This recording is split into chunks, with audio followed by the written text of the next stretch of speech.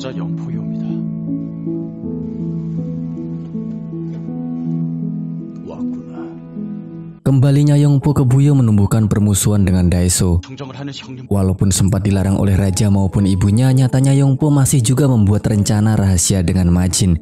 넌 Ia ingin tahu siapa saja orang yang ada di bawah Daeso. Selain itu, hubungan baik Yongpo dengan Tuan Chin juga membuat Daeso khawatir. Ia pun lantas memerintahkan Naru untuk mengawasi adiknya jika melakukan sesuatu yang mencurigakan. 영포가 또 무슨 짓을 저지를지. Sementara itu, kedatangan Yang Jong di Changchun membuat para petinggi di sana terganggu. Bagaimana tidak, Yang Jong meminta agar Changchun menyediakan baja 2 kali lipat dari biasanya. Ia juga meminta orang tua dan anak muda untuk ikut andil dalam memenuhi target yang ditentukan olehnya. Para petinggi saling berpandangan namun tidak bisa melakukan apapun. Saat hari sudah gelap, Jumong dan pasukan Damul menunggu Oyi dan Mogul yang sedang memata-matai Changchun. Mereka berdua melaporkan jika Yang Jong tidak dikawal oleh banyak prajurit. Karena tujuan akhir Yang Jong adalah Jongsan, Jumong dan pasukan Damul akan menyerangnya saat sampai di lembah Changchun dan untuk sementara waktu mereka akan bermalam di sana. Selanjutnya, Jumong dan ke-6 perwira tinggi Damul mengadakan rapat untuk persiapan besok. Untuk meminimalisir konsekuensi, mereka pun akan membagi tugas. Jumong dan pasukan Damul akan menyerang Yang Jong, sedangkan Hyobo, Oyi, dan Mogul akan menculik kepala klan untuk memastikan apakah ia pro Han ataukah tidak.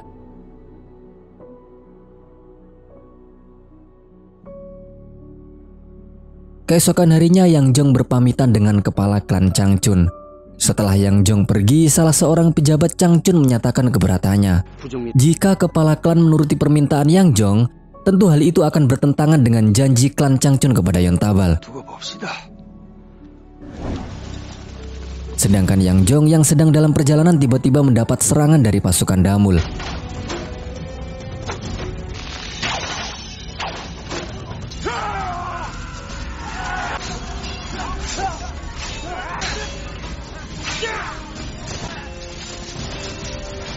Melihat pasukannya yang kocar-kacir, Yang Jong pun panik dan memilih untuk kabur. Sontak, Jumong pun langsung melesatkan anak panah untuk menghentikan Yang Jong. Namun Yang Jong masih dapat bertahan dan memacu kudanya meninggalkan pasukan besi.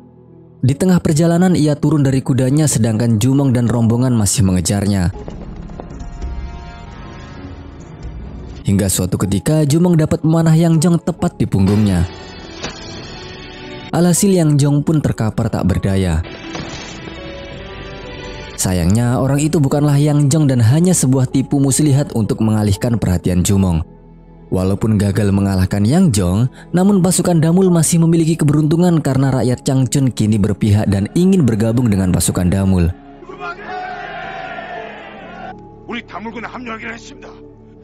Jumong, Mari, dan Jaisa berunding dengan kepala klan Changchun. Jumong memintanya agar merahasiakan bahwa Changchun telah bergabung dengan pasukan Damul dan berencana akan menyerang Jongsan dengan rencana yang matang. Selain itu, kepala klan Changchun juga menanyakan tentang Yontabal.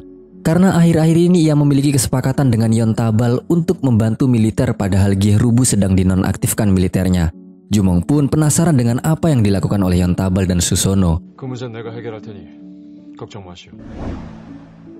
Di saat yang sama, rombongan Susono tiba di Changchun.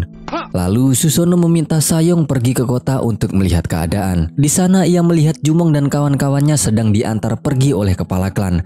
Sayong kembali dan melaporkan jika Jumong sudah mengambil alih Changchun karena butuh besi pertambangan. Wote pun menyimpulkan jika itu akan memancing peperangan dengan Han. Melihat Changchun yang sudah beralih pada Jumong, Susono pun memilih untuk mengalah karena menurutnya Jumonglah yang akan lebih membutuhkan pasukan untuk menghadapi Han. Susono pun akhirnya memutuskan untuk kembali ke Gyerubu. Yang Jong sudah kembali ke Hyontugon dalam keadaan terluka. Ia sangat marah pada Jumong, ditambah lagi saat pengawal Yang Jong mengatakan bahwa pasukan Han di Jongsan sudah dilenyapkan oleh pasukan Damul. Otomatis jika berita itu sampai ke Chang'an, maka Yang Jong lah yang akan disalahkan. Kabar kondisi Yang Jong juga sudah sampai ke telinga Yang Sul di Buyo. Ia tampak khawatir dengan nasib ayahnya dan mencoba membujuk Daeso agar memberikan bantuan ke Yeon Tugon. 전하께서 아버지를 도와주십시오. Sayangnya dengan berat hati Daeso menolak lantaran saat ini Buyo sedang mengalami krisis finansial akibat harta yang diminta oleh Tuan Chin. 수가 있습니까? Yang Sul semakin emosi melihat sikap Daeso yang dianggapnya tidak tahu terima kasih.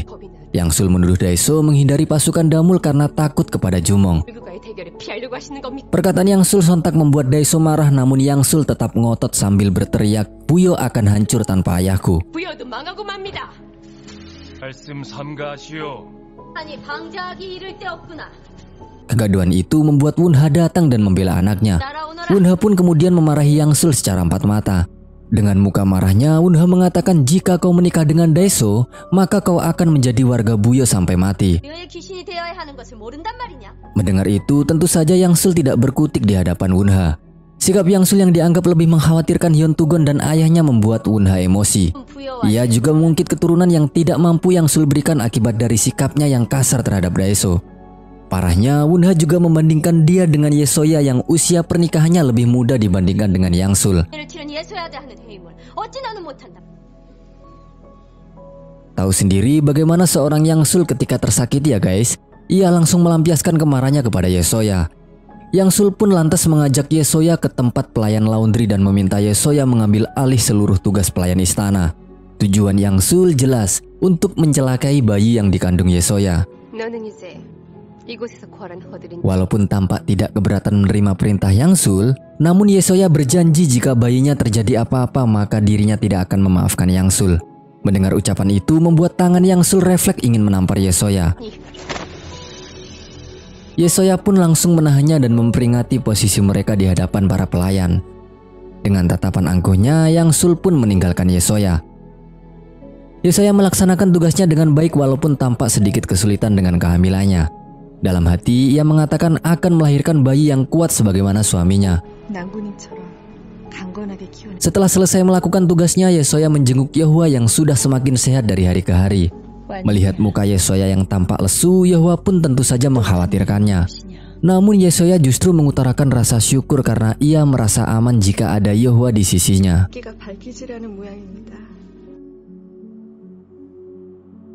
아닙니다. Pihak Buyo sedang kebingungan menyelesaikan masalah yang sedang menimpa negara mereka.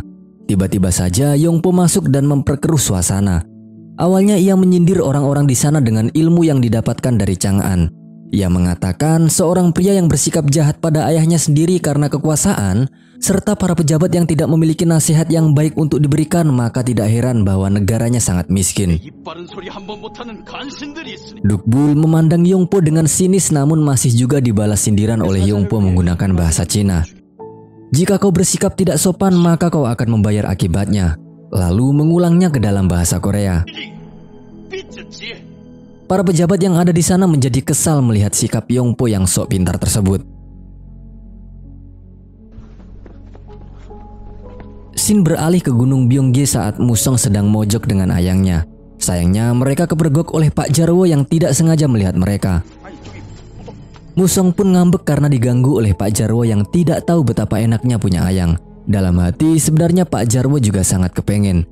Saat di jalan ia berpapasan dengan Soryong dan meminta ramalan masa depan. Sayangnya jawaban Soryong tidak sesuai ekspektasi karena masa depan Pak Jarwo adalah kekuatan negara baru dengan logam karyanya. 철검하고 혼인할 팔자야. Pak Jarwo pun tampak galau hingga saat rapat bersama dengan pimpinan pasukan Damul. Sembari menunggu Jumong, dengan tingkahnya yang kocak, Musong menyampaikan unek-uneknya pada trio Dumguk yang tidak pernah memberi salam padanya. Padahal mereka adalah orang yang baru bergabung. Hyobo pun merasakan hal serupa. Perdebatan kecil tersebut berakhir saat Jumong dan Mbak Yuli datang. Tujuan dikumpulkannya mereka kali ini adalah pembagian tugas untuk memperkuat pasukan Damul. Karena saat ini pasukan Damul sudah memiliki lahan pertanian dan pertambangan, sehingga jalan menuju negara baru sudahlah terbuka. 담유군 조직을 보강하기 위해 지금 여러분들이 부여받는 직책은 Tugas yang dibagikan kurang lebihnya seperti ini. Mbak Yuli bertugas sebagai peramal pasukan Damul. Perwira sayap kanan akan dipegang oleh Mari dan perwira sayap kiri akan dipegang oleh Jaesa. Sedangkan Hyobo akan bertugas sebagai penanggung jawab militer Chungwan. Kemudian Oyi ditugaskan sebagai penanggung jawab disiplin militer Chungwan, Mogul sebagai penanggung jawab pertahanan Jikuan, Muguh sebagai penanggung jawab finansial Jikuan.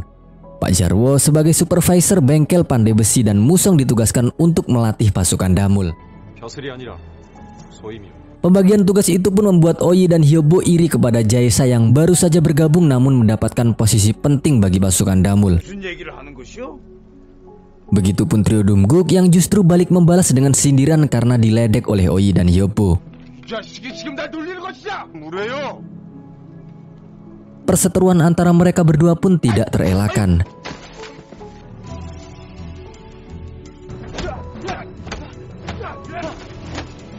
Jumong yang melihat mereka dari kejauhan langsung memberikan peringatan. Jumong pun memerintahkan Oyi dan Mogul yang tadinya berseteru untuk memeriksa kondisi klan yang akan menjadi sasaran mereka selanjutnya.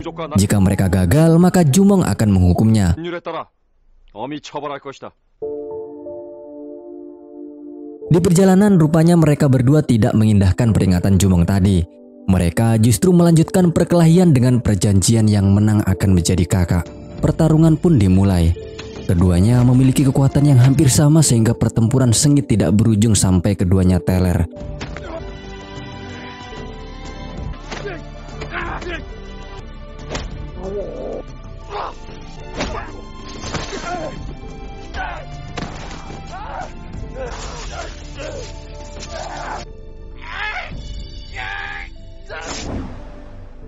Kita lupakan duel Oyi dan Mogul ya guys. Karena kali ini Jumong berniat membantu Susono dalam rangka sebagai balas budinya. 잘 졌습니까? Jumong memerintahkan Mari dan Hyobo untuk menemui Susono secara diam-diam. Sesampainya di sana, Susono justru menolak niat baik Jumong tersebut walaupun kondisinya saat ini sedang terdesak. Karena jika pasukan Damul membantunya, maka Gihrubu akan diserang oleh Han dan Buyo. Susono berpesan agar Jumong tidak mencemaskan Gihrubu dan tetap fokus pada memperkuat pasukannya. 그 뜻은 고마우나 지금은 때 Mari dan Hyobo pergi dengan diantar oleh Sayong. Hyobo tampak berat harus berpisah dengan Sayong lagi. Namun sayang, kedatangan Mari dan Hyobo diketahui oleh Charyong yang membuatnya semakin posesif dengan Susono. Ia pun lantas memerintahkan Chanso untuk melaporkan jika Jumong dan Susono memiliki rencana tertentu. Awalnya Chanso tidak mau karena akan menempatkan Susono dalam bahaya. Namun ia tidak bisa menolak ketika ibunya yang memaksa.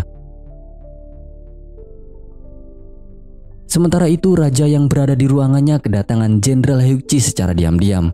Jenderal Hyukji sengaja mendatangi raja untuk mengabdikan diri. Ia merasa Buyo kacau balau semenjak Daiso berkuasa dan akan kembali pulih saat raja kembali berkuasa. Raja seakan mendapatkan peluang, namun sayang Shin harus beralih ke markas pasukan Damul di Gunung Bongye. Di sana, Mbak Yuli mengajak Jumong menuju sebuah air terjun untuk melakukan ritual mensucikan diri.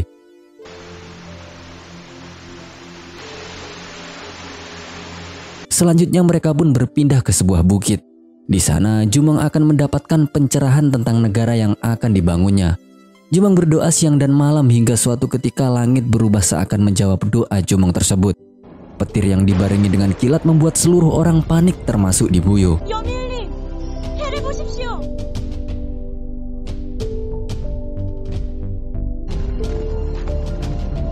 전하! 해를 보십시오! Jumong pun heran dengan yang terjadi dan menanyakan pada Mbak Yuli. Sayang sekali, sebelum Mbak Yuli menjawab, ia sudah pingsan dulu. Seluruh orang terkejut melihat cahaya matahari yang menghilang dibarengi dengan angin kencang. Semua orang ketakutan karena keadaan semacam ini adalah sebuah pertanda buruk dan bencana. 해가 사라진 것이 아니냐. 부여의 해가.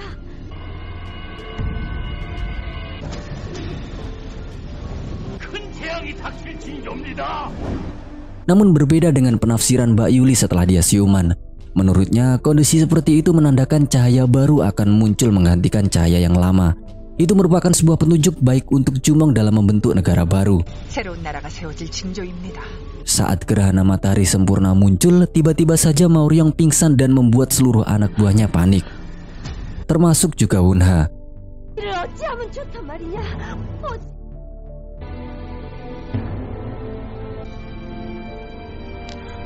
Saat Maoryong siuman, Wunha menanyakan apa yang terjadi sebenarnya. Maoryong tak tahu dan beranggapan yang jelas itu adalah pertanda bencana. Sontak informasi tersebut pun membuat Wunha cemas. Di tengah kekacauan yang terjadi, Yongpo justru enak-enak tidur padahal bencana tengah mengancam Buyo.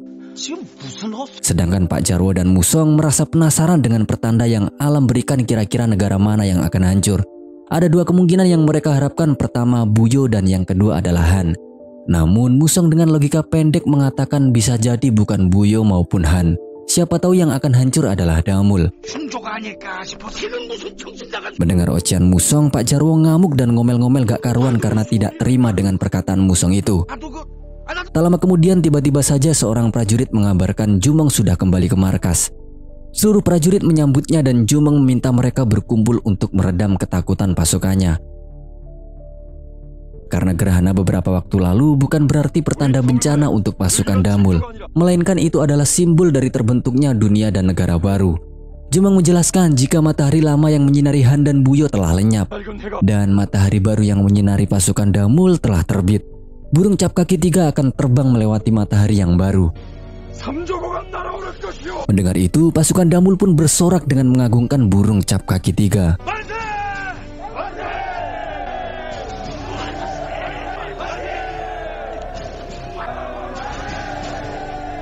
Sedangkan raja masih saja memikirkan tawaran dari Jenderal Heukji. Lalu datanglah Yohua dengan kondisi yang lebih baik dari sebelumnya. Mereka sempat membahas tentang kejadian gerhana matahari beberapa waktu lalu. Raja menafsirkan itu adalah sebuah teguran dari dewa untuk dirinya yang kurang kompeten. Sehingga raja harus melakukan tindakan agar Buyo tidak semakin terjerumus pada kegelapan. Di lain pihak, Daeso benar-benar terganggu karena kejadian gerhana matahari itu. Semua orang percaya bahwa itu adalah pertanda keruntuhan Buyo, bahkan tidak sedikit dari mereka berbondong-bondong meninggalkan kota. Daeso sangat marah dengan gosip yang beredar karena menurut sudut pandangnya itu adalah pertanda tahta yang akan didapatkannya. Selain itu, Daeso juga akan membunuh siapa saja penyebar hoax yang membuat ketakutan rakyat Buyo. Seluruh pejabat yang ada di sana pun terdiam. Setelah melakukan rapat, Jenderal Heukji menemui Dukbul guna mengajaknya berkolaborasi dalam mengembalikan kekuasaan Raja Gemua. Alasannya adalah Daeso tidak bisa menyelesaikan permasalahan yang saat ini sedang menimpa Buyo. Namun jelas, ajakan Jenderal Heukji ditolak oleh Dukbul dan akan sengaja menutupi tindakan Jenderal Heukji barusan. Walaupun begitu, saat Dukbul sendiri ia sebenarnya juga kepikiran dengan perkataan Jenderal Heukji yang ada benarnya juga. Scene berpindah di Gunung Bongye. Terlihat pasukan Damul tengah berlatih bersama dengan Musong. Kemudian datanglah Mari dan Hyobo yang telah kembali dari Gyerubu. Mereka melapor pada Jumong bahwa untuk saat ini Susono tidak bisa menerima pasukan Damul, namun jika suatu saat nanti Susono membutuhkan, maka ia akan memberitahu mereka. Kejadian gerhana matahari banyak ditafsirkan oleh berbagai pihak, termasuk juga dengan Gyerubu. Sayang mengatakan jika itu bisa saja sebuah pertanda baik bagi Gyerubu yang akan mendirikan negara baru. Susono tampak senang mendengar perkataan Sayong, namun hal itu tidak bertahan lama. Hal itu lantaran Songyang datang sebagaimana laporan dari Chaoryong. Songyang menuduh Susono melanggar janji karena telah melatih tentara. Namun Wotai yang saat itu sudah ditangkap oleh Songyang terus mengelak karena mereka melatih pasukan untuk mengawal bisnis bukan sebagai tentara. Walaupun begitu, Songyang masih tidak bisa memaafkan Susono karena dianggap sudah bekerja sama dengan Jumong. Karena Susono tidak bisa menggerakkan hati si bocah tua nakal, akhirnya Wotai pun ditahan selama Susono tidak bisa meyakinkannya.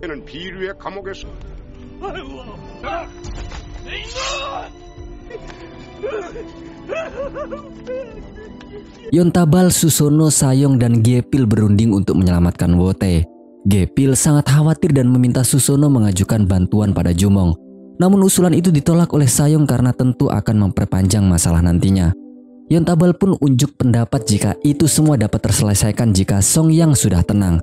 Gepil sangat kecewa karena mereka tidak dapat menemukan cara untuk menyelamatkan anaknya. Susono merasa sangat sedih karena suaminya harus diringkus dan perjalanannya untuk membantu negara baru tentu akan semakin sulit. Sementara itu, Oyi dan Mogul sudah kembali dari perjalanan mereka. Dengan gelagat sok berkuasa, Oyi akan mengatakan hasilnya pada Jumong dan meminta Mogul beristirahat saja. 예, 형님. Dan mengejutkannya lagi, Mogul memanggilnya kakak. Kawan-kawannya di sana heran melihat tingkah mereka berdua. Saat semua sudah pergi, Jaisa menanyakan yang terjadi pada Mogul. Ia menceritakan jika Oyi menyerangnya seakan-akan tidak ada hari esok. Hingga akhirnya ia mengalah dan memutuskan untuk memanggilnya kakak sebelum salah satu dari mereka mati. Mendengar penjelasan itu, Jaisa pun tertawa. Begitu pula dengan Mari dan Hyobo yang ikutan kepo. Hyobo juga tertawa dengan tampak bangga mendengar penjelasan itu. 너 정말 오답다. Oyi melaporkan pada Jumong mengenai keadaan Buyo. Ia berkata bahwa Pangeran Yongpo telah kembali dan Buyo berniat menyerang Gunung Bongye dalam waktu dekat. Kembalinya Mogul sepertinya membawa masalah baru di markas pasukan Damul. Karena sepertinya Mogul tertarik dengan muduk yang kita tahu ayangnya Musong. Mogul kemudian memberikan sebuah hadiah yang didapatkannya dari Hyon Tukon sambil tersipu malu. Musong yang melihatnya dari kejauhan tentu terbakar api cemburu. Ditambah lagi Pak Jarwo yang justru mengompor-ngomporinya. Sementara itu, Jumong, Mari, dan Jaisa tengah merundingkan strategi jika Buyo menyerang mereka lagi. Jaisa menyarankan agar mengirim Muguh ke Buyo karena ia memiliki kemampuan bidik yang hebat. Dibuktikan saat Jaisa mengetes Muguh dan teknik bidik maupun jarum beracunnya tepat mengenai sasaran. Dengan kemampuan yang dimiliki oleh Muguh, bisa jadi Daeso tidak akan berani macam-macam lagi dengan pasukan Damul. Sayang sekali, bakat-bakat hebat pasukan Damul tersebut harus terpendam sementara karena ibu dan istri Jumong masih ada di istana. Tentunya mereka akan menanggung konsekuensi jika Jumong tetap menyerang. Di lain pihak, Yongpo berusaha untuk menahan Tuan Chin pulang. Ia meminta waktu untuk mendapatkan kekuasaan Daeso dan akan menangkap Jumong sendiri. Yongpo menawarkan pesta meriah untuk Tuan Chin agar tetap berada di Buyo. Sedangkan Daeso sangat frustasi, di pikirannya masih terbayang-bayang gerhana matahari. Ia memerintahkan Naru untuk memanggil Maoryong ke ruangannya. Dan tentu Maoryong merasa cemas. Karena jika saja ia berkata kebenaran dengan emosi Daeso saat ini, maka tidak menutup kemungkinan nyawanya menjadi korban. Jadi Maoryong terpaksa berbohong dengan mengatakan jika itu adalah pertanda baik diangkatnya pemimpin baru Buyo. Dengan kata lain, Daeso akan memiliki tahta yang selama ini diidam-idamkan.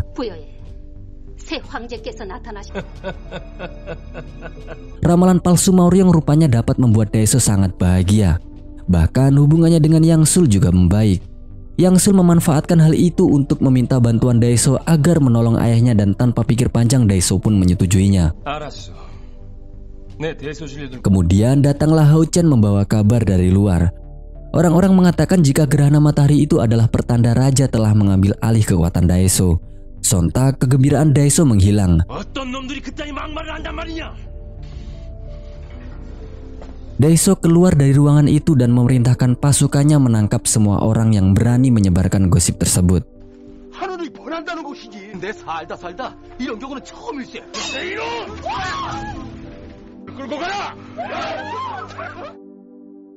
Keesokan harinya banyak sekali rakyat, pelayan, bahkan juga pejabat yang ditangkap dan dibawa ke hadapan Daeso. Daeso merasa terhina dengan rumor yang beredar akibat gerhana bulan, padahal ia sangat meyakini jika dirinya mampu memegang tahta. Tanpa ampun Daeso menebaskan pedangnya untuk menghabisi rakyatnya bak orang gila.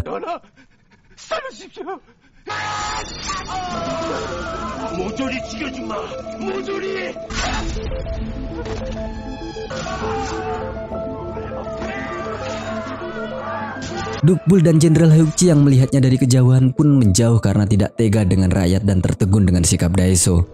Jenderal Heukji masih berusaha untuk membujuk Perdana Menteri Dukbul, namun tetap Dukbul masih belum memberikan jawabannya. Pembunuhan yang dilakukan Daeso menyebar ke seluruh penjuru Buyo dan membuat kekacauan rakyat. Bahkan mereka memaksa masuk ke dalam istana dan mendorong-dorong ingin memasuki istana. Daeso yang datang terus tersulut amarahnya dan akan membunuh mereka semua. Naru yang mencoba menghentikannya justru ditodong pedang oleh Daeso karena dianggap menentang perintah. Unha dan Yongpo yang mendengar kabar kekacauan itu pun mencoba menghentikan kegilaan Daeso. Namun Daeso justru menodongkan pedang pada adiknya yang menggunakan kata-kata kasar padahal emosi Daeso sedang tidak stabil. 왜 이러는 Wonha terus mencoba meredam amarah Daeso. Ia meminta penjaga untuk menutup gerbang istana karena tidak etis jika dilihat oleh rakyat. Daeso kemudian meminta Naru menyiapkan pasukannya untuk menyerang Jumong yang dirasa menjadi akar pertanda buruk Buyo tersebut. Wonha dan Yongpo yang menyaksikan tidak habis pikir dengan tindakan Daeso. Daeso kemudian memanggil Jenderal Heukji untuk mengumpulkan prajurit dan menangkap Jumong. Tapi Daeso juga mengancam akan membunuh Jenderal Heukji jika ia tidak berhasil mendapatkan Jumong. Sedangkan Dukbul kini beralih pihak kepada raja setelah melihat kebrutalan Daeso. Ia mendatangi kamar raja menyatakan dirinya akan membantu raja mengembalikan kekuasaannya. Tentu saja raja terkejut akan hal itu. 군사들이 동계산으로 오고 있습니다. Sementara itu pasukan Buyo yang dipimpin oleh Jenderal Heukji sudah OTW menuju markas pasukan Damul. Pasukan Damul yang sudah mengetahui itu sudah bersiap menyambut kedatangan musuhnya. Namun Jenderal Heukji justru berseru jika ia datang dengan membawa pesan dari raja. 함정일 수도 있습니다. 이게 전할만 있으니 Mendengar pernyataan Jenderal Heukji, pasukan Damul pun bingung apakah itu jebakan atau tidak. Yang jelas bersambung pas lagi seru-serunya. 폐하의 뜻을 전하러 왔습니다.